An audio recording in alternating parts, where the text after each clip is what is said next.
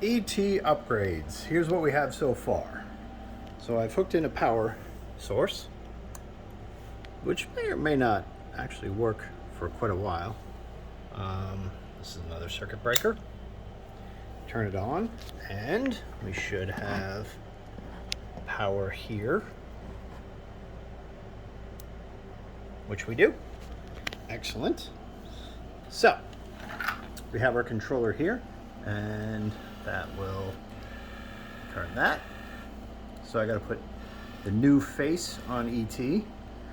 We also have the lights down here. The spotlight is finger, and then the heart light, which is right there. All working well. I've got new bus bars here to kind of keep all the power together, so I can clean up all the wiring so it's not all just jumbled in there. Speakers right here. I'm working on his new soundboard to make that easier. And then finally, the neck extender, which will be hooked in here. Up and down. And